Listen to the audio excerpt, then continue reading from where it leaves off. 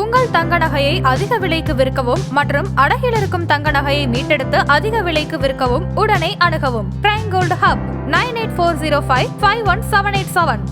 ஆஹா, no compromise. உங்க சைடுலயும் எங்க சைடுலயும். It's a GT promise.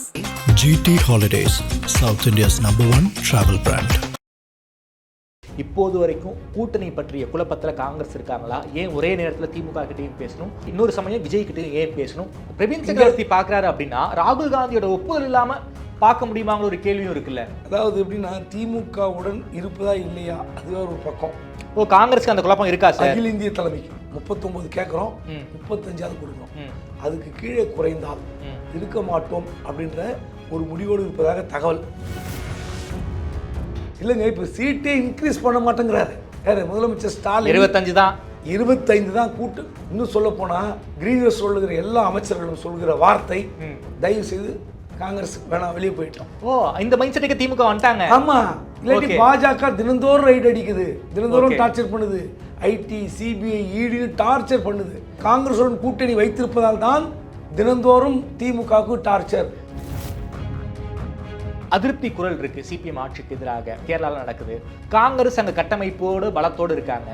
So அவங்க டைரக்டா சிபிஎம் எதிர்கொள்ளலாம். எதுக்கு விஜய்ங்கிற ஒரு யானை மேல குதிரை மேல சவாரி செஞ்சு ஜெயிக்கணும்னு நினைக்கிறாங்க காங்கிரஸ்? விஜய் கிட்ட போயிட்டோம்னா நாளைக்கு ஒரு பெரிய கட்டமைப்பு நமக்கு வந்துடும் காங்கிரஸ் நினைக்கிறாங்க. எப்படி வரும்னு தெரியல. எனக்கு ஒரு கட்சியை நம்பி நீங்க எப்படி கட்சி வளர்க்க முடியும்? கேரளாவில் சினிமா பிரபலங்களை வைத்து அரசியலில் வெற்றி பெற்றதாக வரலாறே கிடையாது. ராகுலை ஒரு மனம் மாற்றுகிற முயற்சியில் தொடர்ச்சியாக ஒரு கும்பல் ஈடுபடுகிறது. அதற்கு காரணம் இன்னும் பச்சையா சொல்லட்டுமா? சொல்லுங்க சார். காங்கிரஸ் இருக்கிற பல முக்கியமான விஐபி பிரமுகர்கள் பாஜக விலை போய்விட்டார்கள். முதல் முறையாக பாண்டிச்சேரிக்கு விஜய் அவர்கள் நாளைக்கு போறாரு. அது மட்டும் இல்லாமல் ரோட் ஷோ நடத்துவதற்கு தடையும் பாண்டிச்சேரி அரசாங்கம் போட்டிருக்காரு. இது திமுகவுக்கு கிடைத்த மிகப்பெரிய நல் வாய்ப்பு. என்ன சார் சொல்றீங்க? ஆமாங்க, இதே அங்க திமுக ஆட்சி இருந்து வச்சுங்க, முழுக்க முழுக்க தமிழ்நாட்டில் இருக்கிற திமுக செய்கிற சதி. ஆமா, ஸ்டாலின் செய்த சதின்னு விஜய் கட்சி கூக்குரல் எடுத்து அப்படியே கிளம்பி ரவுண்டு கட்டியிருப்பாங்க. அடுத்து ஈரோடு நடத்த போறாங்க. இப்போ நீங்க இங்க போட்ட கண்டிஷனை எதிர்க்கவே இல்லை, அமைதியா ஒத்துக்கிட்டீங்க. ஆமா, இப்போ நாளைக்கு ஈரோடுல விஜயமங்கலத்தில் போட போறாங்க. அந்த கூட்டத்தில் கண்டிஷன் போட்டா குரல் கொடுத்தீங்கன்னா, கருத்து கணிப்பெல்லாம் பார்த்துட்டோம், அதில் அர்த்தம் இல்லை. அதை நம்பிக்கொண்டு விஜய் ரசிகர்களும் விஜய் உட்காந்துருந்தாங்கன்னா உட்காந்துட்டே இருக்க வேண்டியதுதான். ரியாலிட்டி அது இல்லைன்னு சொல்ல வரீங்க? சத்தியமாக கிடையாது, எழுதி தரேன், சத்தியமாக சொல்கிறேன். திமுக அடுத்தபடி அதிமுக. அதிமுகவுக்கு பின்னாடி தான் விஜய் இருப்பார், மாற்றவே மாட்டானுங்க. நீங்கள் ஒன்றா ரிசல்ட் முடிஞ்ச பிறகு முதல் அன்றைக்கே வந்துடுறேன், உங்கள் ஆஃபீஸ் போயிட்டு தரேன். திமுகவில் மிக முக்கியமான அமைச்சர் KN நேரு, அவர் மீது இடி ஒரு பயங்கர கோபத்தில் இருக்காங்க. ஏன்னா நடந்துகிட்டு இருக்கு, நேருவுக்கு வலை விரிச்சிட்டாங்களா இடி? பிரச்சாரத்துக்கு பயன்படுத்துகிற ஒரு யுக்தி தான் இந்த யுக்தி. இப்போ KN நேரு வேறு ஒன்றுமே கிடையாது. நீங்கள் உண்மையிலே எவிடன்ஸ் இருந்துச்சுன்னா நீங்கள் ஒரு கம்ப்ளைண்ட் வாங்கி நீங்களே கோர்ட்டுக்கு போயிடலாமே. KN நேரு மீது வைக்கப்படுகிற குறி இன்னும் பல பேருக்கு தாவும். ஓகே, இல்லைன்னு சொல்ல. ஆனால் இதெல்லாம் கோர்ட்டில் நிற்குமா? ஆதனையர்களுக்கு அன்பு வணக்கம். இன்று நம்மோடு மூத்த பத்திரிகையாளர் திருமதி குபேந்திரன் அவர்கள். வணக்கம் குபேந்திரன் சார். வணக்கம். நல்லா இருக்கீங்களா சார்? நல்லா இருக்கேன். தமிழ்நாடு காங்கிரஸும் சரி, அகில இந்திய காங்கிரஸும் சரி, 2026 எலெக்ஷனை பொறுத்த வரைக்கும் என்ன மைண்ட் செட்டில் இருக்காங்க? ஏன்னா நேஷனல் காங்கிரஸ் ஒரு 5 பேர் கொண்ட குழுவை அமைக்கிறாங்க கூட்டணி பேச்சுவார்த்தைக்காக, தொகுதி பங்கீடுக்காக. அறிவாலயம் திமுக தலைவர்கள் முதல்வரை பார்க்குறாங்க. அதே சமயத்தில் ராகுல் காந்திக்கு மிக நெருக்கமான நபர் பிரவீன் சக்கரவர்த்தி அவர்கள் பட்னப்பாக்கத்தில் போய் விஜயை பார்க்குறாரு. இப்போது வரைக்கும் கூட்டணி பற்றிய குழப்பத்தில் காங்கிரஸ் இருக்காங்களா? ஏன் ஒரே நேரத்தில் திமுக கிட்டையும் பேசணும், இன்னொரு சமயம் விஜய் கிட்டையும் ஏன் பேசணும்? திமுக கூட்டணியில் இருப்பாங்களா அல்ல விஜய் கூட்டணிக்கு போவாங்களா? காங்கிரஸ் என்ன மைண்ட் செட்டில் இருக்காங்க?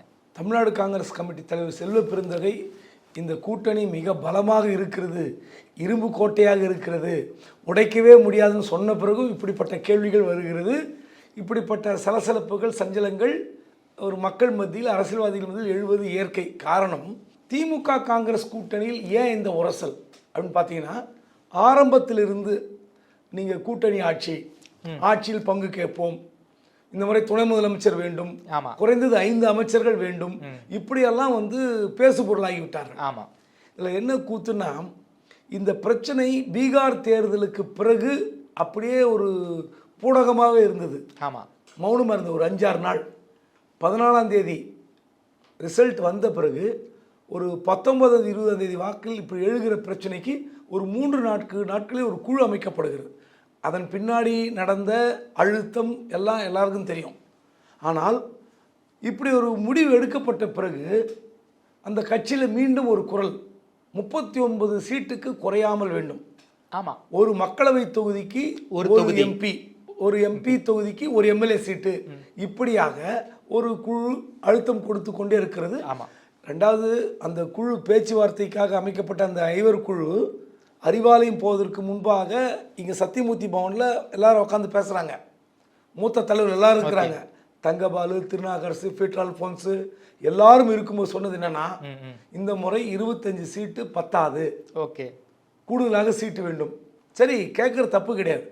நீங்கள் அந்த அளவுக்கு காங்கிரஸ் வளர்ந்துருக்கிறார் என்றால் செல்வ பெருந்தகை சொல்கிறார், எங்கள் கட்சி வளர்ந்துருக்கிறது, கிராம கமிட்டி வந்து சீரமைத்திருக்கிறோம், ஓகே, தமிழ்நாடு முழுவதும் 60,000 கிராம கமிட்டிகள் உயிர் பெற்றிருக்கிறது, வளர்ந்துருக்குதுன்றாங்க. ஒருவேளை அப்படி வளர்ந்திருக்கிறது என்றால் நமக்கு சட்டமன்ற தேர்தலில் நிச்சயமாக அதுக்கு ஒரு வேல்யூ இருக்கும். இப்போ என்ன பிரச்சனைனா, மாணிக்கம் தாகூர், நீங்கள் கேட்ட பிரவீன் சக்கரவர்த்தி, சசிகாந்த் செந்தில், ஜோதிமணி, இப்படி கொஞ்சம் பேர் என்ன பண்ணுறாங்கன்னா, எப்படியாவது விஜய் பக்கம் போயிடணும். இதுக்கு காரணம் என்ன? இதுக்கு யார் அழுத்தம் கொடுக்குறாங்கன்னா, அகில இந்திய பொதுச் செயலாளர் காங்கிரஸில் கேசி வேணுகோபால். அவர் வந்து என்ன சொல்கிறாரு ஆரம்பத்தில் இருந்துன்னா, கேரளாவில் ஆட்சியை பிடிச்சிடலாம்.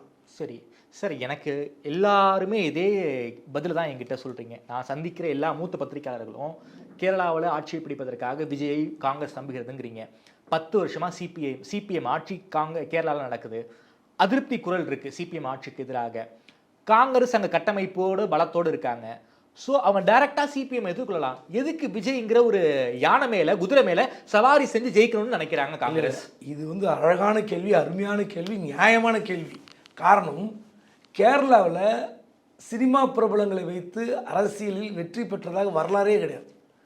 இதுவரை நம்ம பார்க்குற கேரளா அரசியல் சுரேஷ் கோபி மட்டும் எக்ஸெப்ஷன். இல்லை, அவர் மட்டும் அவர் தொகுதிங்க. ஆமாம், ஒரு மாநிலத்தையே ஒருத்தர் வந்து கை கொடுத்து காப்பாற்றுவார். அப்போது தமிழ்நாட்டில் இருக்கிற விஜய் கேரள அரசியல் கை கொடுப்பார் என்றால் நம்ப முடியுதா? என்னால் நம்ப முடியல. அப்போ இதுதான் இப்போ பிரச்சனை. என்னன்னா, பாண்டிச்சேரியில் விஜய் ரசிகர்கள் இருக்கிறார்கள், கேரளாவில் ஒரு ஏகோபித்த ரசிகர்கள் பட்டாளம் இருக்கின்றன. குறிப்பாக தமிழ்நாடு கேரளா பார்டரில் இருக்கிற 8-9 டிஸ்ட்ரிக்டில் பெரிய ஓட்டு ஸ்விங் ஆகும். அந்த ஸ்விங்கில் இது ஆட்சி பிடிச்சிருவாங்க. 10 ஆண்டு கால கம்யூனிஸ்ட் ஆட்சியில் ஆன்டி இன்கம்பன்சியில் கேரளா காங்கிரஸுக்கே கொடுக்கலாம். ஆமாம், அதுக்கு வாய்ப்பு இருக்குது. ஆனால் இந்த இவர் கொண்டு வந்து காங்கிரஸ் ஏன் இப்படி ஒரு முடிவு எடுக்கிறாங்கன்னா, திமுகவுடன் ஒரு 6 தேர்தலில் தொடர்ச்சியாக கூட்டணி வைத்து விட்டார்கள். ஆமாம், ரொம்ப நாள் நீங்கள் உறவாடி கொண்டிருந்த ஒரு கசப்பு வரும்ல, அந்த கசப்பு காங்கிரஸுக்கு வந்து விட்டது. ஆனால் தமிழ்நாட்டில் இருக்கிற மெஜாரிட்டி எம்எல்ஏக்கள், நான் சொன்ன ஒரு 4-5 எம்பிக்களை தவிர 10 எம்பிக்களில் ஒரு 3-4 எம்பிக்கள் மட்டும் இப்படி வேணுகோபால் கட்டுப்பாட்டில் இருக்கிறார்கள். Okay okay okay. மீதி இருக்கிற 6 எம்பிக்கள் இன்க்ளூடிங் ப. சிதம்பரம் ராஜ்யசபா எம்பி திமுக கூட்டணியினர் பயணிக்க வேண்டும் அப்படின்னு முடிவோடு இருக்கிறார். கார்த்திக் சிதம்பரமும் திமுக கூட தான் போகணும்னு இருக்காரா? அவர் கொஞ்சம் அப்பா பேச்சை கேட்காத மகன்கள் இருப்பாங்கல்ல நாட்டில். ஆமாம், அப்படிப்பட்ட மகன்ல ஒருத்தர் தான் கார்த்திக் சிதம்பரம். இப்போ ஒரு 4-5 எம்பிக்கள், ஓகே, இந்த 18 எம்எல்ஏக்களில் ஒரு 10 எம்எல்ஏக்கள். ஓகே, எப்படின்னா விஜய் கிட்ட போயிட்டோம்னா நாளைக்கு ஒரு பெரிய கட்டமைப்பு நமக்கு வந்துடும் காங்கிரஸுக்கு நினைக்கிறாங்க. எப்படி வரும்னு தெரியல. எனக்கு ஒரு கட்சியை நம்பி நீங்கள் எப்படி கட்சி வளர்க்க முடியும்? இப்போ பாண்டிச்சேரியில் ஒன்றும் வேண்டாம், யாரையாவது டக்குன்னு போய் ரோட்டில் பொலிட்டிக்கலாக இருக்கிறவங்கள பாண்டிச்சேரியில் காங்கிரஸ் எம்பி யாருன்னு கேளுங்க. இப்போ 40 ஜெயிச்சாங்களே 2024 அந்த எம்பி யார்? இல்லை, எனக்கே தெரியாது. அப்போ யோசித்து பாருங்க, பத்திரிகையாளர்களாலே டக்குன்னு சொல்ல முடியல, யூகிக்க முடியலன்னா அப்போ பாண்டிச்சேரியுடைய காங்கிரஸ் ஆக்டிவிட்டி எப்படி இருக்கு? இல்லை, எனக்கு நாராயணசாமி மட்டும் தான் தெரியும் சார் இப்போ வரைக்கும். அதுக்கப்புறம் கமலக்கண்ணன் தெரியும், திருநள்ளாறு தான் தெரியும். பாண்டிச்சேரி காங்கிரஸ் எம்பி யாருன்னு சட்டுன்னு சொல்ல முடியல. சரி, பாண்டிச்சேரி மாநிலத்தினுடைய காங்கிரஸ் தலைவர் யார் டக்குன்னு சொல்ல முடியல. நாராயணசாமி தான் ஞாபகத்துக்கு வராரு. அப்போ நாராயணசாமி தலைவர் ஞாபகத்துக்கு வரலாம், அந்த கட்சியோட செயல்பாடு எப்படி இருக்குன்னு கேட்குறேன். இப்படிப்பட்ட சூழலில் நீங்கள் பாண்டிச்சேரி ஆட்சி பிடிக்கணும், கேரளாவில் ஆட்சி பிடிக்கணும், தமிழ்நாட்டில் ஒரு பெரிய 75 சீட்டு வாங்கி 50 சீட்டு ஜெயிக்கணும், வாய்ப்பு இருக்கா? பிரவீன் சக்கரவர்த்திக்கு என்ன பிரச்சனைனா, அவர் வந்து டேட்டா ப்ரொஃபஷனல் அனலிஸ்ட்னு வச்சுக்கிறார். ஆமாம், அந்த சங்கத்தினுடைய காங்கிரஸில் நேஷ்னல் சேர்பர்சன். ஆமாம், சரி. இதுவரை அவர் வகுத்து கொடுத்த டேட்டா அனாலிசிஸ் படி எந்த ஸ்டேட்டில் காங்கிரஸ் ஜெயிச்சிருக்கு? பீகாரில், சமீபத்தில் பீகாரில் தோக்குத்துட்டாங்க. எத்தனை சீட் வாங்கினீங்க? 60 சீட்டுக்கு மேலே. 61 சீட் நின்று 5 சீட் ஜெயிக்கிறீங்க. வெக்கமா இல்லையா உங்களுக்கு? அப்போ தமிழ்நாட்டில் ஹரியானாவில் ஆட்சியை பதிவு கொடுத்தாங்க பாஜக கிட்ட. ஆம் ஆத்மிக்கு ஒரு 5 சீட்டு கொடுத்துருந்தா அங்கே ஜெயிச்சிருக்கலாம் ஹரியானாவில். அப்போது அகில இந்திய தலைமை எடுக்கிற முடிவும் சரியில்லை, அப்புறம் மாநில கமிட்டியில் இருக்கிற குழப்பங்களும் சரியில்லை. செல்வ பெருந்தகை என்ன சொல்றாரு? திமுக கூட்டணியோடு உறுதியாக இருக்கிறோம்ங்கிறாரு. இருந்தீங்கன்னா நம்ம ஜெயிக்கலான்றதான் பேசிட்டு வந்திருக்காரு. ஓ, அவர் இருந்தால் ஜெயிக்கலாம். நீங்கள் 75 சீட் வாங்குறது முக்கியம் இல்லை, எத்தனை சீட் ஜெயிப்பீங்க? திமுக காரன் மேலே பார்க்கணும் 75 சீட்லையும். அப்போது 70 இல்லை நீங்கள் இங்கே 25 சீட்டு. இந்த முறை காங்கிரஸ் கொஞ்சம் அழுத்தம் கொடுப்பதற்காக 39 கேட்குறாங்கல்ல. ஆமாம், அது நெருக்கி ஒரு 30க்கு முடிந்தால் மிகப்பெரிய மகிழ்ச்சி, மிகப்பெரிய வரவேற்பு. இல்லைங்க, இப்போ சீட்டே இன்க்ரீஸ் பண்ண மாட்டேங்கிறாரு யார்? முதலமைச்சர் ஸ்டாலின். 25 தான் கூட்டு. இன்னும் சொல்ல போனால் கிரீன்வெஸ் சொல்லுகிற எல்லா அமைச்சர்களும் சொல்கிற வார்த்தை, தயவு செய்து காங்கிரஸ் வேணாம், வெளியே போயிட்டோம். ஓ, இந்த மைண்ட் செட்டுக்கு திமுக வந்துட்டாங்க. ஆமா, இல்லாட்டி பாஜக தினந்தோறும் ரைட் அடிக்குது, தினந்தோறும் டார்ச்சர் பண்ணுது, ஐடி, சிபிஐ, இடி டார்ச்சர் பண்ணுது. இந்த நிலைமையில் காங்கிரஸை கழட்டி விட்டுருங்க, பரவாயில்ல, காங்கிரஸ் போயிட்டோம், அவங்க பாட்டுக்கு அவங்க இருப்பாங்க, நம்ம பாட்டுக்கு நம்ம இருப்போம். தமிழ்நாட்டில் பாஜக கால் ஊன்ற முடியுமா? முடியாது, அது அப்புறம். ஆனால் காங்கிரஸுடன் கூட்டணி வைத்திருப்பதால் தான் தினந்தோறும் திமுகவுக்கு டார்ச்சர். இந்த குரல் திமுகவில் கடுமையாக எதிரொலிக்கிறது. கடந்த எலெக்ஷன்லயே பாஜக சொன்னாங்க காங்கிரஸை மட்டும் கழட்டி விட்டுருங்க, நாங்க உங்களை ஒண்ணுமே பண்ண மாட்டோங்கிற விஷயங்கள்லாம் நடந்துச்சு. அண்டர் கிரவுண்ட் பக்கா டீல் பண்ணாங்க பாஜக. ஆமா, காங்கிரஸை மட்டும் கழட்டி விட்டுருங்க. அந்த டீலுக்கு திமுக ஒத்துக்கல. மைனாரிட்டி ஓட்டு காங்கிரஸ் இருக்கிற இடத்தில் கண்டிப்பாக இருக்கும். ஆமா, அது குறிப்பாக இஸ்லாமியர்கள் 16% ஓட்டு இருக்குன்னா ஒரு 10% ஓட்டு சாலிடா, அது ஒரு 1% குறைஞ்சா கூட 9% ஓட்டு சாலிடா திமுக கிடைக்கும். ஆமா, திமுக காங்கிரஸ் கூட்டணி கிடைக்கும். ஸோ இப்படிப்பட்ட சூழலில் இவர் போய் பார்க்குறாருல பிரவீன் சக்கரவர்த்தி, அவர் இதுவரை டேட்டா அனலிஸ்ட்னு சொல்கிறாங்களே, ஆமாம், அவர் வகுத்து கொடுத்த திட்டங்கள் என்ன? தமிழ்நாட்டில் எங்கேயாவது ஜெயிக்கிறதுக்கு எங்கேயாவது ஒரு இடத்துல இந்த தொழில காங்கிரஸ் ஜெயிக்கும் சொல்லியிருக்காரா? இல்லை. அப்புறம் சார், பிரவீன் சக்கரவர்த்தி பார்க்குறாரு அப்படின்னா ராகுல் காந்தியோட ஒப்புதல் இல்லாமல் பார்க்க முடியுமாங்கிற ஒரு கேள்வியும் இருக்குல்ல. அதாவது எப்படின்னா, திமுகவுடன் இருப்பதா இல்லையா அதுவே ஒரு பக்கம். ஓ, காங்கிரஸ்க்கு அந்த குழப்பம் இருக்கா சார்? அகில இந்திய தலைமைக்கு 35 சீட்டாவது கொடுக்கணும், 39 கேட்குறோம், 35ஆவது கொடுக்கணும். அதுக்கு கீழே குறைந்தால் இருக்க மாட்டோம் அப்படின்ற ஒரு முடிவோடு இருப்பதாக தகவல். அந்த முடிவு எடுத்தால் ரொம்ப சிக்கல். சார், அது மட்டும் இல்லை சார், ஸ்டேட் பாலிடிக்ஸ் விட்டுருங்க சார். இன்னைக்கு நாடாளுமன்றத்தில் ராகுல் பேச ஆரம்பிச்சார்னா தமிழ்நாட்டிலிருந்து 40 குரல் ராகுலுக்கு ஆதரவாக இருக்கு. அந்த அளவுக்கு யானை பலத்தோட பார்லிமெண்ட்ல ராகுல் காந்திக்கு தமிழ்நாடை சேர்ந்த எம்பிக்கள் இருக்காங்க. அப்படி இருக்கக்கூடிய சொல்ல அதை மிஸ் பண்ணுவாங்களா சார்? ராகுல் காந்தி நீங்கள் சொன்னதோட ஒரு சிறப்பான ஒரு சம்பவத்தை பார்லிமெண்ட்டில் பேசியிருக்கார். You never ever entered in Tamil Nadu. ஆமாம், you never ever rule of Tamil Nadu சொன்னாரா இல்லையா? சொன்னாரு. ஆமா. அப்போ என்ன காரணம்? காங்கிரஸ் வச்சு சொன்னாரு, திமுக வச்சு சொன்னாரு சார்.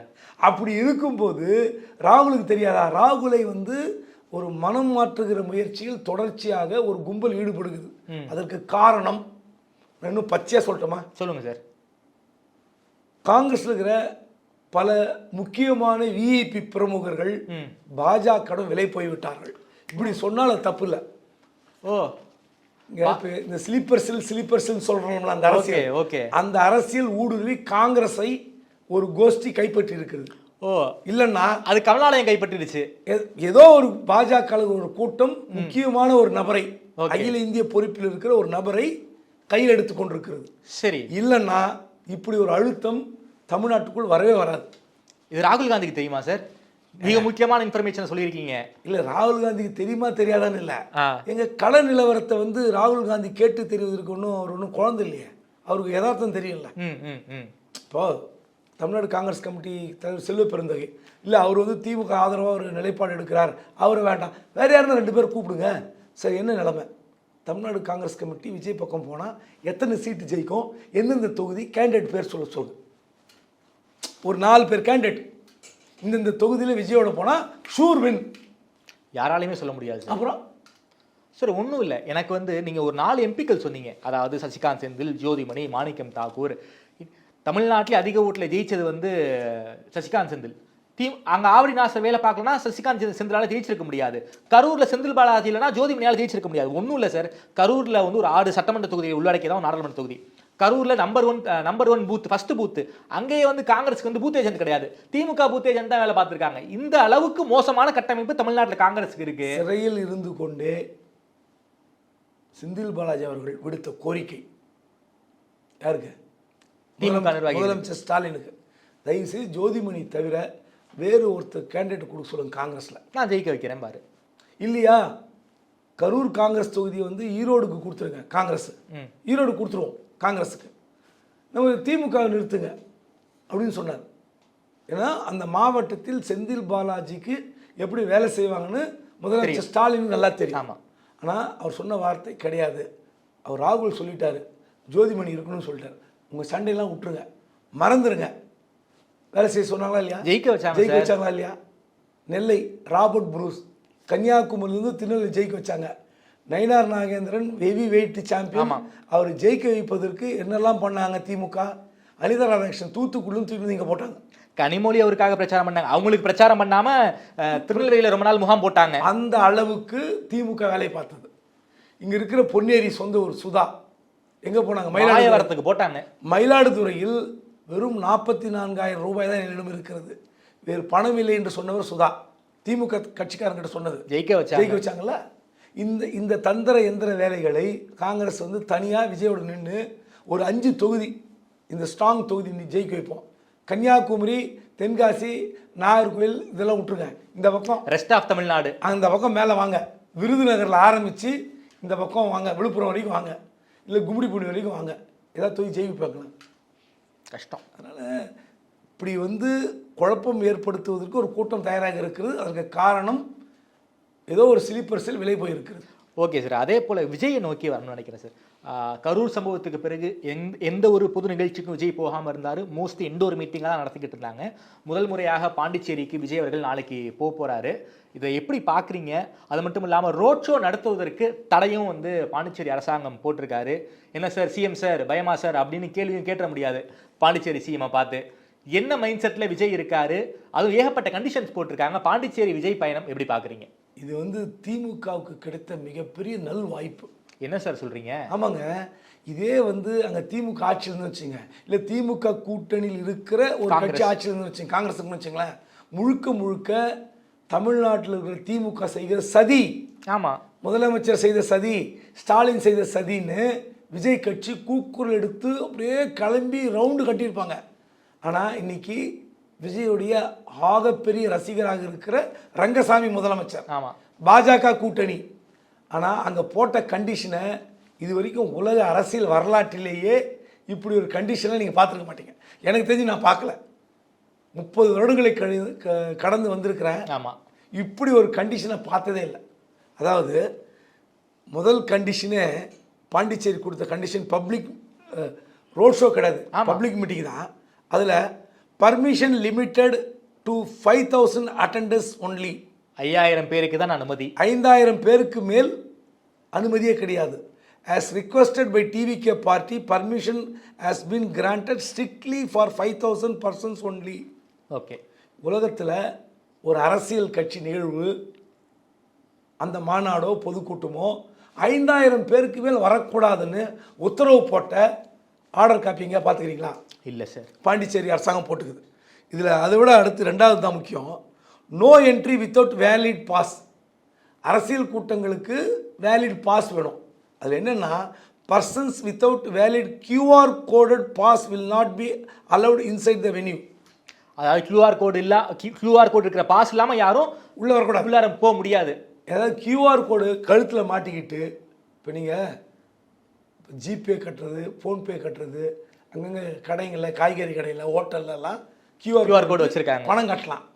இல்லை இப்போ ஒரு பெரிய அரசியல் கட்சி நடக்கிறது, ஒரு பொதுக்குழு செயற்குழு 2000 பேர் தான் போனோம், அதுக்கு QR கோடு வச்சுப்பாங்க. அது QR கோடு கூட வச்சு நடத்தலாம். ஆனால் ஒரு அரசியல் பொதுக்கூட்டத்திற்கு QR கோடு வைத்து கூட்டம் நடத்திய கட்சி எங்கேயா பார்த்துக்கிறீங்களா? நடத்த போகிற கட்சி நாளைக்கு தெரிஞ்சிடும். அப்போது இப்படிப்பட்ட கட்சி இந்த தமிழ்நாட்டை, நல்ல வேலை தமிழ்நாட்டுக்கு இது ரொம்ப ஏன் வரப்பிரசாதம்னா, அடுத்து ஈரோடு நடத்த போகிறாங்க. இப்போ நீங்கள் இங்கே போட்ட கண்டிஷனை வந்து எதிர்க்கவே இல்லை, அமைதியாக ஒத்துக்கிட்டீங்க. ஆமா. இப்போ நாளைக்கு ஈரோட்டில் விஜயமங்கலத்தில் போட போகிறாங்க. அந்த கூட்டத்தில் கண்டிஷன் போட்டால் குரல் கொடுத்தீங்கன்னா, சார் ஒரு ஸ்டேட்டு அந்த ஸ்டேட்டில் போட்ட உத்தரவை நீங்கள் வந்து கோர்ட்டுக்கு போகல, ஆமா, நாங்கள் எதனா சட்டம் போட்டால் கோர்ட்டுக்கு போகிறீங்க, நாங்கள் எதனா உத்தரவு போட்டு கண்டிஷன் போட்டால் கோர்ட்டுக்கு போய் ஐயோயோ ஐயோயோன்னு கத்துறீங்க. இப்போ பாண்டிச்சேரி போட்ட உத்தரவுக்கு எங்கேயா கோர்ட்டுக்கு போனீங்களா? ஏன் போகல? அப்போ உங்களுக்கு தெரியுதா, கூட்டம் கூட்டுவது மட்டுமல்ல, கூட்டம் கூட்டுவதை விட அந்த கூட்டத்தை முறையாக அமர வைத்து கூட்டம் முடிந்த பின் கலைந்து செல்வதற்கு ஒரு திடமான தலைமை தேவை, ஒரு பெரிய பெட்டாலியன் தேவை. அந்த கட்சிக்கு 2ஆம் கட்ட 3ஆம் கட்ட தலைவர்கள் தேவை. அப்படிப்பட்ட கட்டமைப்பு உங்ககிட்ட இருக்கா? இல்லைன்னு தெரியுதா? அதுவும் இல்லாம தமிழ்நாட்டை சேர்ந்த யாரும் அந்த கூட்டத்துக்கு அனுமதி கிடையாதுங்கிற ஒரு முக்கியமான விஷயம் போட்டிருக்காங்க. உலகத்திலே இன்னைக்கு புஷி ஆனந்த் பொதுச்செயலாளர் அறிக்கை விடுறாரு, தமிழ்நாட்டில் இருக்கிறவங்க யாரும் வராதீங்கன்னு. எனக்கு தெரிஞ்சு அரசியல் கட்சி வரலாற்றில் எங்கள் இந்த கூட்டத்துக்கு வேற ஆள் வராதிங்க, வேற ஊர்லேருந்து வராதிங்க யாரும் சொல்லுவாங்களா? நிச்சய மாட்டாங்க. ஒரு கல்யாணம் நடத்தினா, ஏழைப்பாள் நடத்துகிற ஒரு கல்யாணமாக இருக்கும், ஏதோ ஒரு சின்ன சத்திரத்தில் ஒரு 5000 ரூபாய் கொடுத்து நடத்துகிற ஒரு ஏழை, யாரோ ஒரு தெருவில் ஒரு 4 பேர் தெரியாத ஆள் வந்துட்டான்னு வச்சுங்களேன், வராதிங்கன்னு சொல்ல மாட்டாங்க. யாரே நீ எந்த வீட்டுக்காரன் அப்படின்னு சட்டையை பிடிச்சி இழுத்து வெளியே தள்ள சரித்திரம் இருக்கா? இல்லை, வராதின்னு சொல்கிற அளவுக்கு அறிக்கை விடுற அளவுக்கு ஒரு கட்சி. அதனால் உண்மையிலே இது திமுகவுக்கு ஒரு மிகப்பெரிய சாதகம். மிகப்பெரிய சாதகம் இல்லை, நன்மை. இப்போ அடுத்து ஈரோடு நடக்க போகுது. விஜயமங்கலத்தில் செங்கோட்டையன் ஆர்கனைஸ் பண்ணிக்கிட்டு இருக்காரு. ஆர்கனைஸ் பண்ணிட்டு இருக்காரு. விஜயமங்கலத்தில் ஒரு பெரிய கூட்டம் 70,000 பேர்னு. ஆனால் அது கூட பாருங்க, ஈரோடு கலெக்டர் ஆஃபீஸில் 7 மணிக்கு போய் லெட்டர் கொடுக்குறாங்க காலையில். கலெக்டரே வந்திருக்க மாட்டாரே 7 மணிக்கு, பியூனே வர மாட்டாங்க. இப்படிப்பட்ட ஒரு ஆஃபீஸு, இப்படி ஒருப்பட்ட கட்சி. செங்கோட்டையன் ஒன்றும் தெரியாதவர் இல்லை. நம்ம அவர் தானே புகழ்கிறோம், ரூட் மேப் போடுவார், கூட்டம் நடத்துவார், ஒரு பெரிய ஜாம்பவான். அவர் டீம் தலைமையில் ஒருத்தன் போய் லெட்டர் 7 மணிக்கு எடுத்துன்னு போகிறான் அதிகாலையில்னா, அது என்ன நினைக்கிறது? 7 மணி அதிகாலை யாரும் வந்திருக்க மாட்டாங்க தான் சார். சார் என்ன மைண்ட் செட்டில் சார் விஜய் இருக்காரு? விஜய் என்ன, அவருக்கு ஏகப்பட்ட ஆசை காட்டப்பட்டிருக்கிறது. என்ன சார் ஆசை காமிச்சிருக்காங்க? இந்த நிறைய பேர் சர்வே எடுக்கிறாங்கல்ல, 18, 20, 22, 28, 26ன்னு தமிழ்நாட்டில் மிக முக்கியமான நாளிதழ். திமுகவுக்கு 90 இடங்கள், விஜய்க்கு 70 இடங்கள், அதிமுகவுக்கு 30 இடங்கள், ஐபி ரகசிய சர்வேன்னு பேஜ் 1 நியூஸாக அவங்க போட்டிருக்காங்க. இதையெல்லாம் விஜய் பார்த்து குஷியில் இருக்காரோ? எந்த சர்வே எப்போ காமிச்சாங்க? ஒரிஜினல்ஸு, சாம்பிள்ஸு இதை காட்டணும். ஃபீட்பேக் சயின்டிஃபிக்கான எடுத்து ஃபீட்பேக் காட்டணும். ஓகே, ஏதோ ஒரு சேனலை காட்டலாம். இப்போ நீங்கள் இப்போ எடுத்துன்னு வச்சிங்களேன், திமுக, அதிமுக, பாஜக, காங்கிரஸ், விஜய் இப்படி போடுவோம்ல. ஆமாம், எல்லாத்துக்கும் போடுவாங்க. ஆமாம். கடைசியில் கருத்தில்லை, இன்னும் முடிவு செய்யவில்லைன்ற மாதிரி ஒரு ஆப்ஷன் வச்சுருப்போம், காலம் இருக்கும். அது எவ்வளோ பேர்? நீங்கள் தேர்தல் நெருக்கத்தில் வந்து சர்வே எடுத்தாலே அந்த காலத்தில் டிக் அடிப்பான், கருத்தில்லை இன்னும் முடிவு செய். அப்போது தேர்தல் நெருக்கத்திலே முடிவு செய்யவில்லை, கருத்தில்லைன்ற பாக்ஸ் வச்சு எடுத்தால் அதுவே ஒரு 10-12%, 20% இருக்கும். அப்போ அந்த சதவீதம் எங்கே போகுது? இப்போ சொல்கிறாங்களே விஜய்க்கு இவ்வளோ வருது, இவ்வளோ சதவீதம், கருத்தில்லை முடிவில்லை அப்படின்ற சதவீதம் எத்தனை? அது யாருக்கு போகும்? எப்படி தீர்மானிக்கிறது? இப்போதைக்கு தீர்மானிக்க முடியாது. நீங்கள் தேர்தல் நேரத்திலே தீர்மானிக்கலன்னு எழுதுவாங்க, டிக் அடிப்பாங்க. அப்போது இப்போ எப்படி முடிவு பண்ணி எப்படி நம்ம அறிவிக்கிறது? கருத்து கணிப்பெல்லாம் வந்து நம்ம பார்த்துட்டோம், அதில் வந்து அர்த்தம் இல்லை. அதை நம்பிக்கொண்டு விஜய் ரசிகர்களும் விஜய் உக்காந்துருந்தாங்கன்னா உக்காந்துட்டே இருக்க வேண்டியது தான். ரியாலிட்டி அது இல்லைன்னு சொல்ல வரீங்க? சத்தியமாக கிடையாது, எழுதி தரேன். ஆனாலும் விஜய்க்கு ஆதரவு இருக்கிறது, மறுக்கல சார். அதுவும் இளம் பெண்கள், முதல் முறை வாக்காளர்கள் எல்லாம் நீங்கள் போட்டால் போடுவாங்க, விஜய்க்கு தான் போடுவாங்க. ஆனால் வேட்பாளர் அப்படின்னு வருவாங்கல்ல ஒரு தொகுதிக்கு, அந்த இடத்தில் முடிவு செய்கிற அந்த நேரத்தில், கடைசி நேரத்தில் முடிவு செய்வாங்கள்ல, அப்போ பாருங்கள் பல கலைவரங்கள் நடக்கும்னு சொல்ல வரீங்க. ஓட்டு போடவே மாட்டாங்க. ஓகே, இப்போ நீங்கள் ஒரு தஞ்சாவூரில் தாமரை நிற்கிறார், தாமரை செல்வம் நிற்கிறார். தாமரை செல்வம் எல்லா தஞ்சாவூர் ஃபுல்லாக அவருக்கு வந்து பாப்புலாரிட்டியே இருக்குன்னு வச்சுங்களேன், பிடிக்காதவங்க இருப்பாங்களா இல்லையா? நிச்சயம் இருப்பாங்க சார். உங்கள் குடும்பத்துக்கு எதிர்கோஷ்டி இருக்குமா இல்லையா? இருக்கும் சார். உங்கள் அரசியலுக்கு எதிர்கோஷ்டி இருக்குமா இல்லையா? நிச்சயம் இருப்பாங்க சார். அப்படிப்பட்ட கோஷ்டி ஓட்டு போடுங்க எப்படி நம்புறீங்க? போட மாட்டாங்க. இது யதார்த்தம் இல்லை. இது புரிஞ்சிக்காமல் இந்த சர்வே, இப்போ கிடைக்கிற சர்வேலாம் வச்சுக்கிட்டு பேசினா அது ஒரு முழுமையான சர்வேவே கிடையாது. இல்லை சார், நான் உடச்சே கேட்குறேன் சார். இந்த சர்வேல அனுபவம் வாய்ந்த பல மூத்த பத்திரிகையாளர்கள் என்ன சொல்கிறாங்கன்னா, களத்தில் வந்து அதிமுகவை தாவேகா முந்துகிறது, ஒரு 20% வரைக்கும் விஜய்க்கு போக வாய்ப்பு இருக்குன்னு அவங்க சொல்கிறாங்க. ஏன்னா அவங்க கடந்த காலங்களில் அவங்க சர்வேயை வந்து அவ்வளவு கிரெடிபிலிட்டியோட கொடுத்தாங்க. வாய்ப்பே கிடையாது, எழுதி தரேன். இப்போ நீங்கள் என்ன சொன்னாலும் திமுக காங்கிரஸ் கூட்டணிக்கு 90, 110, 120 தான். இது வரைக்கும் அவங்க பெண் ஏஜென்சி எடுத்தது. ஓகே. அதிகபட்சம் 145 கொடுத்தாங்க.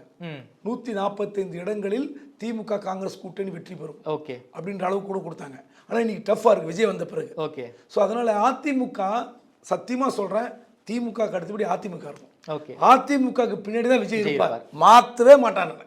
நீங்கள் ஒன்றா ரிசல்ட் முடிஞ்ச பிறகு முதல் அன்றைக்கே வந்துடுறேன், உங்கள் ஆஃபீஸ் வந்து போயிட்டு தரேன். Okay sir. சார் இப்போ பெண்ணும் கிரவுண்டில் போய் சர்வேலாம் எடுக்கிறாங்கன்னு கேள்விப்படுறோம். அவங்க இப்போ என்ன நம்பர் சார் சொல்கிறாங்க திமுகவுக்கு? அவங்க சொல்கிறது 145, 150 இடம். ஓகே. பெண் சொன்னது. ஓகே. ஆனால் அதுலேயே பார்த்தீங்கன்னா வாக்கு வித்தியாசம் இருக்குல்ல. ஆமாம். 10,000, 5,000 அந்த எண்ணிக்கை வந்து வேட்பாளர் ரொம்ப மாறக்கூடும். ஏன்னா டி நகரில் சத்யா 100 ஓட்டில் தோத்து போனார். அப்படி இருக்கும்போது அதுவே நம்ம உறுதியை எடுத்துக்க முடியாதுன்னு சொல்லுவோம். ஓகே. ஸோ அதனால் இந்த சர்வேலாம் வந்து எதுவுமே வந்து இறுதியே சொல்லவே முடியாது. Okay sir. சார் அதே போல் திமுகவில் மிக முக்கியமான அமைச்சர் KN நேரு, அவர் மீது வந்து இடி வந்து ஒரு பயங்கர கோவத்தில் இருக்காங்க. டிஜிபிக்கும் சரி, சீஃப் செக்ரட்டரிக்கும் சரி, ஒரு மிகப்பெரிய அளவில் வந்து கடிதமெல்லாம் அனுப்பியிருக்காங்க. அவர் மேலே வந்து ஊழல் புகார்கள் இருக்குது, கான்ட்ராக்டில் லஞ்சம் வாங்கியிருக்காரு. அது மட்டும் இல்லாமல் செந்தில் பாலாஜி மாதிரி அரசு வேலைக்கு லஞ்சம் வாங்கியிருக்காரு. இப்படின்னு 2 முறையாக வந்து லெட்ரு கொடுத்துருக்காங்க. என்ன சார், எஃப்ஐஆர் போட்டாச்சு அப்படின்னா இடி வந்து நேரு வந்து பிடிச்சிடலாங்க ஒரு மைண்ட் செட்டில் இருக்காங்க போல இருக்கு. ஏன்னா நடந்துக்கிட்டு இருக்கு, நேருவுக்கு வலை விரிச்சிட்டாங்களா இடி? கடந்த நாடாளுமன்ற தேர்தலுக்கு முன்பாக எப்படி செந்தில் பாலாஜி குறி வைக்கப்பட்டு சிறையில் அடைக்கப்பட்டு டார்ச்சர் செய்தார்களோ அதே மாதிரி டார்ச்சர் இப்போ வந்து நேருக்கு மட்டும் இல்லை, திமுகவில் அமைக்கப்பட்ட 8 மண்டல செயலாளர்கள் அவங்களெல்லாம் டார்கெட் பண்ணுவாங்க. திமுகவில் இருக்கிற 8 மண்டல செயலாளர்கள் வந்து ராசா, சென்னை மண்டலம், கனிமொழி, தங்கம் தென்னரசு, ஏவாவேலு, நேரு, சக்கரபாணி, செந்தில் பாலாஜி, MRK பன்னீர்செல்வம், இந்த 8 பேரையுமே டார்கெட் பண்ணணும். இந்த 8 பேர் தான் இந்த 234 தொகுதிகளை பிரித்து கொண்டு வேலை செய்கிற மண்டல செயலாளர்கள். ஆமாம், மண்டல பொறுப்பாளர்கள். இந்த மண்டல பொறுப்பாளரை டார்கெட் பண்ணுற முதல் டார்கெட் யாருன்னா KN நேரு. ஓகே. ஏன்னா நீங்கள் சொன்னீங்களே, சில நாட்களுக்கு முன்பு ஒரு அறிவிப்பு வந்தது, அவர் வந்து வேலை வாய்ப்பில் வந்து மோசடி செய்து விட்டார். ஞாபகம் இருக்கும் உங்களுக்கு? ஆமாம். அதில் இளநிலை பொறியாளர்கள், நகராட்சி நிர்வாகத்துறைக்கு எடுக்கப்பட்ட இளநிலை பொறியாளர்களுக்கு பணம் கொடுத்து வேலைக்கு எடுக்கப்பட்டார்கள். அதில் ஒரு உண்மை நான் சொல்லட்டுமா உங்களுக்கு? என்ன உண்மை சார்? அதில் மொத்த போஸ்ட் வந்து 2569 பேர். ஓகே. சரிங்களா? மொத்த போஸ்ட். ஓகே. அதில் வேலைக்கு எடுத்தது சர்வீஸில் வந்தது, எக்ஸாம்லாம் எழுதி அண்ணா யூனிவர்சிட்டி மூலமாக கண்டக்ட் பண்ணி எடுக்கப்பட்ட நம்பர் வந்து 2037. ஓகே. 2569ல் ஏன் 2037 பேர் வேலைக்கு சேர்ந்தார்கள்? வேலைக்கு சேர்ந்தது தேர்வு செய்யப்பட்டு 477 பேர் வேலைக்கு வரலங்க. ஓகே. எப்போ இருந்து? 5/11/2025 இருந்து இதுவரை 477 பேர் வேலைக்கு வரல. இப்போ அண்ணாமலை குற்றம் சாட்டினார்ல, இந்த பதிவு வந்த பிறகு இந்த இடி வந்து, அதாவது இன்னும் சொல்ல போனால் இந்த கேஸ் எப்படின்னு சொல்லிடுறேன். நேருவுடைய சகோதரர்கள் வேறு ஒரு நிறுவனத்தை தொடங்குவதற்காக, விண்மில் தொடங்குவதற்காக ஒரு வங்கியில் வந்து லோன் வாங்கினாங்க. அந்த கடன் விவகாரத்திற்காக உள்ளே வந்து ரைடு பண்ணுறாங்க சிபிஐ ரைடு பண்ண கேஸ் என்னாச்சு? ஹைகோர்ட்டில் குவாஷ் பண்ணிட்டாங்க. ஆமாம், ஹைகோர்ட்டில் குவாஷ் பண்ண பிறகு இடிக்கு ஒன்றும் புரியல, என்னடா இதுன்னு. அதன் பிறகு ரைடு பண்ண அந்த சிபிஐ போட்ட கேஸில் தான் இடி ரைடு பண்ணி, அப்போ தான் இந்த ரைடு இந்த நியூஸ் வருது, இந்த மாதிரி வேலை வாய்ப்பில் லஞ்சம் வாங்கி விட்டார்கள். நான் கேட்குறேன், சரி வேலை வாய்ப்பில் லஞ்சம் வாங்கிட்டாங்களே, 2568 பேருக்கும் லஞ்சம் வாங்கி விட்டார்கள், பல ஆயிரம் கோடி ஒன்று அண்ணாமலை கத்துனார்ல, எல்லாரும் கத்துனாங்கல்ல, 477 பேர் ஏன் வேலைக்கு சேரல? நீங்கள் எடுத்து பார்த்துங்க, ரெக்கார்டு எடுத்து பார்த்துங்க. நான் ஆர்டிஐயில் வாங்கின பதிவு வச்சு உங்ககிட்ட பேசுகிறேன். ஆர்டிஐயில் வாங்கினேன், 477 பேர் வேலைக்கே வரல, இன்னைக்கு வரைக்கும் வேலைக்கு வரல. இன்னும் இதோட சூப்பராக தெரியுங்களா? இதோட முக்கியம் தெரியுமா? இதில் வேலைக்கு சேர்ந்த 100 பேர் வேற எக்ஸாம் எழுதி வேற வேலைக்கு ரெடியாகி 100 பேர் நாங்கள் வேலையை விட்டு விலகுகிறோம்னு சொல்லி லெட்டர் கொடுத்துருக்கான். நீங்கள் நகராட்சி நிர்வாகத்துறையில் போய் இன்னைக்கு சாயங்காலம் கேளுங்க, சார் வேலைக்கு சேர்ந்து 100 பேர் வெளியே போகிறாங்களான்னு கேளுங்க. ஆமாம், என் லெட்டர் இருக்குது, அதுவும் ஆர்டிஐயில் வாங்கியிருக்கு. ஓகே. அப்போது 477 பேர் வேலைக்கு வரல. ஓகே. 100 பேர் வேலையிலேருந்து வெளியே போகிறான். நான் ராஜினாமா பண்ணுற லெட்டர் தான். அப்போது நான் கேட்குறேன், நீங்கள் எப்படி பணம் வாங்கியிருப்பீங்க? செலக்ட் பண்ணி நீங்கள் வேலைக்கு வந்தவங்களுக்கு எப்படி பணம் வாங்கிருக்க முடியும்? கிட்டத்தட்ட 577 பேர், இப்போது 477 பேர் வேலைக்கு வரல, 100 பேர் வந்து ரிசல்ட் கொடுத்துருக்காங்க. ஓகே, எங்களுக்கு நாங்கள் வேறு ஜாபுக்கு கிடச்சிருக்கு, நல்ல ஜாப் கிடச்சிருக்கு, வெளியே போகிறோன்னு. அப்போ யோசித்து பாருங்கள், இதை விட நல்ல ஜாப் கிடைக்கும் வெளியே போகிறேன்னா அப்போ எப்படி பணம் வாங்கியிருக்க முடியும்? இது ஒரு கேள்வி. ரெண்டாவது, இப்போ இந்த விவகாரத்தில் கான்ட்ராக்டர்ஸ் லஞ்சம் வாங்கினதாக எங்களுக்கு தகவல் கிடச்சிருக்கு, அதனால் இந்த வழக்கு பதிவு செய்யு சீஃப் செக்ரட்டரிக்கும் டிஜிபிக்கும் லெட்டர் எழுதிருக்கு. 7லேருந்து 10% சரி கமிஷன். சரி, நான் ஒரே ஒரு கேள்வி கேட்குறேன். அகில இந்திய இருக்கிற எல்லா மாநிலங்களிலும் அமைச்சர்கள்கிட்ட போய் மொபைல் ஃபோன் வாங்கினீங்கன்னா, அமைச்சர் பிஏ கிட்ட வாங்கினீங்கன்னா, அமைச்சர் மச்சாங்கிட்ட மாப்பிள்ளைகிட்ட வாங்கினீங்கன்னா, இந்த மாதிரி டாக்குமெண்ட் எடுக்க முடியவே முடியாதா? நிச்சயம் எடுக்க முடியும். பாஜக ஆளுகிற மாநிலங்களில் அந்த அமைச்சர் பிஏ, அமைச்சர் மச்சான், மாப்பிள்ளை, அவங்க மொபைல் பர்ச்சேஸ் நீங்கள் பிடிக்கிட்டு எடுத்து பார்த்தீங்கன்னா 2 ட்ரான்ஸ்ஃபர் போஸ்டிங்கு, 2 டெண்டர் கொடுங்கன்னு இருக்குமா இல்லையா? நிச்சயம் இருக்கும். சரி, இந்த எவிடன்ஸ் வச்சு நீங்கள் கேஸ் போட்டுற முடியுமா? இந்த எவிடன்ஸ் கோர்ட்டில் நிற்குமா? சகாரா ஏர்லைன்ஸ்னு ஒரு கம்பெனி இருந்தது, பெரிய சகாரா குரூப், கிரிக்கெட் போட்டியில் நடத்தும். ஆமாம், அந்த சகாரா குரூப்பு அங்கே இருக்கிற மேனேஜருடைய ஓனருடைய பிஏ இருக்குல்ல, அதில் டைரியில் குஜராத் முதலமைச்சராக இருந்த மோடி அவர்களுக்கு பணம் கொடுக்கப்பட்டது டைரியில் இருந்தது. கோர்ட் எடுத்துக்கிட்டாங்களா? கோர்ட் எடுத்துக்கிட்டாங்களா? எடுத்துக்கல. ஏன் எடுத்துக்கல? அது செல்லாதுன்ட்டாங்க. டைரக்ட் எவிடன்ஸ் வேணும். அப்போது நீ நேரு மீது கை காட்டுகிற இந்த குற்றச்சாட்டு இந்தியா முழுக்க இருக்குது. கான்ட்ராக்டில் கமிஷன் வாங்குறாங்கன்னு என்ன பண்ண போகிறீங்க? நடவடிக்கை எடுத்துருவீங்களா? இன்னும் அதோட ஒரு படி மேலே போகிறேன்.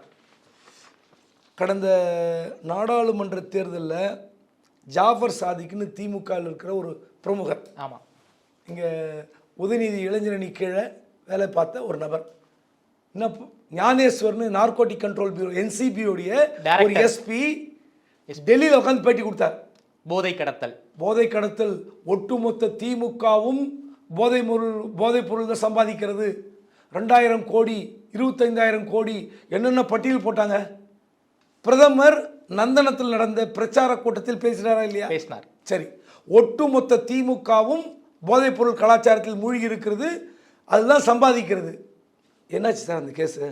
ஜாமீன் லெவலில் வந்துட்டார் ஜாஃபர் சாதிக்கு. யாராவது ஒரு 10 பேர் பிடிக்க வேண்டாமா? நீங்கள் 2000 கோடி நீங்களே, என்னாச்சு? பிரச்சாரத்துக்கு பயன்படுத்துகிற ஒரு யுக்தி தான் இந்த யுக்தி. இப்போ நேரு வேறு ஒன்றுமே கிடையாது. நீங்கள் உண்மையிலே எவிடன்ஸ் இருந்துச்சுன்னா நீங்கள் ஒரு கம்ப்ளைண்ட் வாங்கி நீங்களே கோர்ட்டுக்கு போயிடலாமே. சுமோட்டோவாக கேஸ் ஃபைல் பண்ணுறதுக்கு போயிருக்கலாம். பணம் கொடுத்தவனை ட்ராக் பண்ணி, இப்போ இவ்வளோ பேர் பணம் கொடுத்தான்னு உங்ககிட்ட டாக்குமெண்ட் ஆதாரம் இருக்குன்னு போட்டுக்கிறீங்களா? கம்ப்ளைண்ட் வாங்குங்க, கம்ப்ளைண்ட் கோர்ட்டுக்கு போங்க. நீங்கள் இந்த கான்ட்ராக்ட் வேணாம், நான் சொல்கிறது வேலை கேஸில். ஓகே, ஜாப் ஸ்கேம் இருக்குல்ல, நீங்கள் பணம் வாங்கி எப்படியாவது ஒன்றா எங்கள் ஐடி இங்கே வந்து பாஜகவுக்கு இருக்கிற மாதிரி வேறு எந்த கட்சிக்காக இருக்கா? பாஜக இருக்கிற வார் ரூம் இருக்குது, வேறு எங்கே இருக்கா? இல்லை. அப்போ நீங்கள் போய் செட் பண்ணி வாங்கி டாக்குமெண்ட் வாங்கி ஆடியோ வாங்கி போட வேண்டியதானே? ஏன் பண்ண முடியல? முழுக்க பிரச்சாரம் இப்போ 2024 பிரச்சாரத்திற்கு பிறகு அழகாக 2026 பிரச்சாரத்துக்கு நேரு யூஸ் பண்ணிக்கிட்டாங்க. வரிசையாக நாட் ஒன்லி நேரு, வரிசையாக பாலாஜி மார்க்கே அந்த 8 பேரும் மாட்டுவாங்கங்கிறீங்க. 8 பேரும் டார்கெட் பண்ணி அடிப்பாங்க. ஓகே, இதில் இன்னொரு முக்கியமான விஷயம், இப்போ இந்த பிரச்சாரத்தில் ஊழல் லாண்ட் ஆர்டர்லாம் வரட்டும், நான் ஒன்று கேட்குறேன். இதே மாதிரியான இன்கம் டேக்ஸ் மோடி ஆட்சிக்கு வந்த பிறகு அசோக் குமார்னு ஒரு டிஜிபி இரவோடு இரவாக ஓடி போனவர் அதிமுக ஆட்சியில். டிஜிபி சட்டம் ஒழுங்கு டிஜிபியாக இருந்த அசோக் குமார் ஒரு நாள் ராத்திரி 2 மணிக்கு ஓடி போயிட்டார். ஏன் தெரியுமா? அப்போ இருந்த income tax chief commissioner mister Balakrishnan gutka ஊழல் சம்பந்தமாக ஒரு டாக்குமெண்ட் கொடுக்குறாரு. இப்போ நடக்குதுல்ல ஜாப் ஸ்கேமு, இந்த கான்ட்ராக்ட் ஊழல் மாதிரி, அப்போதும் இன்கம் டேக்ஸ் வந்து சீஃப் கமிஷனர் இந்த மாதிரி வந்து அமைச்சர்கள் ஊழல் செய்தார்கள் அப்படின்னு ஒரு லிஸ்ட்டு கொடுக்குறாரு. போலீஸ் ஆஃபீஸரு, ஹெல்த்து டிபார்ட்மெண்ட்டில் எல்லாம் லஞ்சம் வாங்குறாங்கன்னு ஒரு லிஸ்ட்டு கொடுத்தாரு. கேஸ் போட்டாங்க. இப்போ அந்த கேஸ் என்னாச்சு? இன்னைக்கு வரைக்கும் நடந்துக்கிட்டு இருக்கு. என்ன ட்ராக்கே பண்ண முடியலை. எங்கள் இடி சிபிஐ எல்லாம் நீங்கள் தானே சார். அப்போ உங்களுக்கு தேவைன்னா போட்டு வளைக்கிறது, அதை போட்டு முறுக்கிறது, அதுக்கப்புறம் போட்டு தூங்குறது, கீழே போட்டு படுத்து தூங்குறது. கேட்குறது சரியா இல்லையா? நீங்கள் அந்த ஆக்ஷன் எடுத்திருந்தீங்கன்னா திமுக பயப்படுமா இல்லையா? அப்பா கூட்டணி அதிமுகவே எப்படி பண்ணுறாங்க? அதிமுக வந்து இந்த மாதிரி கேஸ் போட்டாங்க. இந்த கேஸ் போட்டதில் இப்படி ஓட விடுறாங்க, கதற விடுறாங்க, ஏன் செய்யலை? ஏன்னா கூட்டணியில் இருக்காங்க. அப்போது நாளைக்கு காங்கிரஸை திமுக கழட்டி விட்டா திமுக ஒன்றுமே செய்ய மாட்டீங்க. எடுத்துக்கலாமா? இது சிக்னல் போல இருக்கே திமுகவுக்கு. அதுதான், காங்கிரஸை நீங்கள் கேட்டி விட்டுருங்க, அவன் விஜயோட போட்டோம், யாருக்கிட்ட வேணா போட்டோம், நீங்கள் காங்கிரஸை தூக்கி சுமக்காதீங்க, ஜாலியாக இருக்கலாம். நீங்கள் தூக்கி சுமந்தீங்கன்னா நாங்கள் வந்து ரைடுக்கு மேலே ரைடு விடுவோங்கிறாங்க. இதுதான் நீங்கள். அதனால் கே நேரு மீது வைக்கப்படுகிற குறி இன்னும் பல பேருக்கு தாவும். ஓகே, இல்லைன்னு சொல்ல. ஆனால் இதெல்லாம் கோர்ட்டில் நிற்குமா? ஓகே. இந்த டைரி, மொபைல் ஃபோன் டாக்குமெண்ட்டு இதெல்லாம் வச்சுக்கிட்டு என்ன பண்ண போகிறீங்க? ஓகே சார், என்னுடைய கடைசி கேள்வி சார், 2 கேள்வியாக கூட எடுத்துக்கலாம். நீங்கள் ஓபிஎஸ் அண்ணாமலை அடுத்தடுத்து டெல்லி பயணம் என்ன அசைன்மெண்ட் கொடுத்துருக்காங்க? குறிப்பாக நயினார் வந்து அந்த திருப்பரங்குன்றம் இஷ்யூ பற்றின ப்ரெஸ் மீட் அவர் பண்ணல, அண்ணாமலை தான் பண்ணியிருக்காரு. இதை நாம் எப்படி சார் புரிஞ்சுக்கிறது? அடுத்தடுத்த நாளில் வந்து அமித்ஷா வந்து ஓபிஎஸ்ஸையும் பார்த்துருக்காரு, அண்ணாமலையும் பார்த்துருக்காரு. என்ன சொல்ல விரும்புகிறாங்க டெல்லி பாஜக? அண்ணாமலை அழைத்து பல்வேறு விவகாரங்களை டெல்லியில் வந்து பேசியிருக்காங்க. ஓகே, கட்சி தலைமை அதில் ஒரே ஒரு அசைன்மெண்ட்டு தான் அவருக்கு. அவர் ப்ரெஸ் மீட் கொடுத்ததெல்லாம் அவர் தன்னிச்சா கொடுக்க சொல்ல. நயினார் வந்து இங்கே வந்திருக்கணும், அவர் தான் ப்ரெஸ்ஸை பார்த்துருக்கணும். ஓகே, அங்கே திருப்பரங்குன்றம் அந்த இஷ்யூவில் கைதாகி வெளியே வந்து விமானம் தவற விட்டுட்டார். மறுநாள் விமானம் கிடைக்கல. ஆமாம், இண்டிகோ பிரச்சனை. அதனால் சென்னைக்கு வரல. ஒன்று. ரெண்டாவது, கூட்டணி பலப்படுத்துகிற முயற்சியில் போய் நீங்கள் வந்து ஓபிஎஸ், டிடிவி, அன்புமணி போய் பார்த்து கூலாக இருக்க சொல்லுங்கள். ஒரு 10 நாள் அல்லது 20 நாள் ஒரு ஸ்கீம் தரும். டெல்லி பாஜக ஒரு ஸ்கீம் கொடுக்கும். என்ன ஸ்கீம் சார் தெரியல. ஒரு ஸ்கீம் கொடுக்கணும். அந்த ஸ்கீமை வந்து அதிமுக ஏற்றுக்கொள்ளும், அதே போல் கூட்டணி கட்சியில் ஏற்றுக்கொள்ளும். ஓகே, அப்படின்னு சொல்லியிருக்காங்க. அந்த பேச்சுவார்த்தைக்கு தான் கோயம்புத்தூரில் போய் ஓபிஎஸ் சந்தித்தது ஒரு நிகழ்ச்சிக்கு. ஆமாம், நிகழ்ச்சியில் அன்புமணியை ஒரு நாள் முன்னாடி கல்யாண வீட்டில் சந்தித்தது. அநேகமாக இன்று அல்லது நேற்று இரவு நமக்கு தெரியல, ரகசியமாக டிடிவி தினகரனை சந்தித்திருப்பதற்கு வாய்ப்புகள் அதிக வாய்ப்பு இருக்கிறது. ஓகே, அதாவது கூட்டணியை பலப்படுத்துவதற்கான அசைன்மெண்ட்டை வந்து கொடுத்துருக்காங்க. விட்டு வெளியே போகாமல் இருக்கிறதுக்கு ஒரு சின்ன ஏதோ சொல்லி அமைச்சிருக்காங்க. அது தகவல் பரிமாறுகிற நபர் தான் அண்ணாமலை. ஓகே, வேற ஒன்றும் இல்லை. ஓகே சார், ரொம்ப நன்றி சார். குறிப்பாக தமிழ்நாடு அரசியல் தொடர்பான பல்வேறு கேள்விகளுக்கு ரொம்ப அறிவாக பதில் சொல்லியிருக்கீங்க. பல்வேறு இன்சைட் இன்ஃபர்மேஷன்ஸை ரொம்ப வெளிப்படையாக உடச்சி பேசியிருக்கீங்க. என்ன கொடுத்து பேசியமுக்கு நன்றிக்கு பேசுகிறேன் சார். நன்றி.